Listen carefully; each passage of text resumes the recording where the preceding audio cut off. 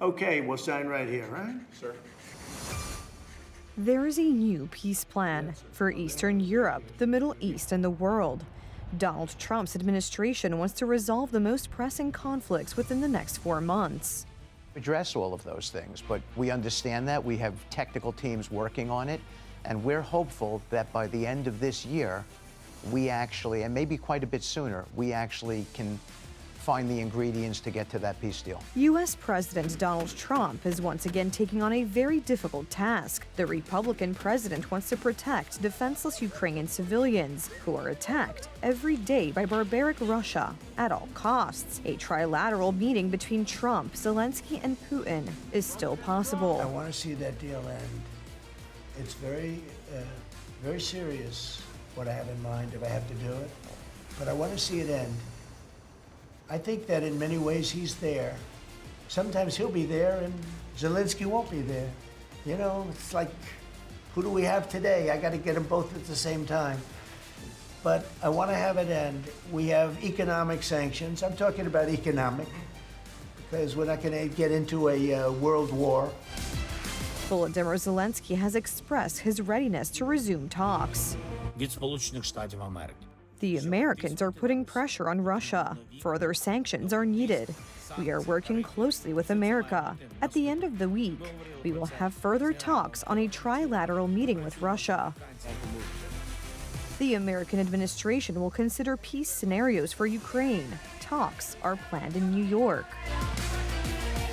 The U.S. involvement will be discussed over the coming days. Anyway, we have to discuss more details of the security guarantees, but clearly, for Ukraine to consider what to do next when it comes to territory, it is important to also know what the situation will be with the security guarantee. But Donald Trump is not stopping there. He has set himself very ambitious peace goals. One of them is the Middle East. It's never stopped.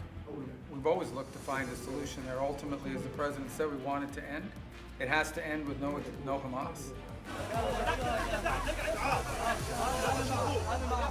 The White House does not oppose the Israeli offensive against Palestinian terrorists, but condemns attacks on civilians, especially the recent shelling of a hospital in the Gaza Strip. The most important task is to bring home those civilians kidnapped by Hamas who are still in captivity, and to deal with Palestinian militants. Washington has not forgotten about Iran and its nuclear ambitions. Steve Witkoff, who is Donald Trump's peace envoy, mentioned on Monday that Donald Trump is a very peaceful president and that he deserves the Nobel Peace Prize. Why did he say that? He said it because Trump has already ended many conflicts over the last few months. Donald Trump is striving for peace on many fronts since the beginning of his second term, and that's less than 8 months ago.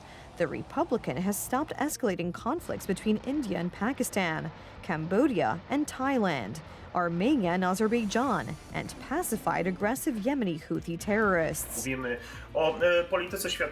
We are talking about world politics, primarily about stabilizing many hotspots and rebuilding the balance of power in the world. First and foremost, we can mention the peace agreements concluded in several hotspots, for example in Africa, between Congo and Rwanda, and India and Pakistan, a very complex conflict, and even at the very foot of Russia, between Azerbaijan and Armenia.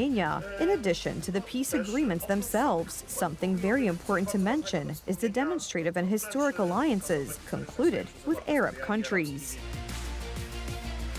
Donald Trump has repeatedly proven that he is effective, where others see no solution.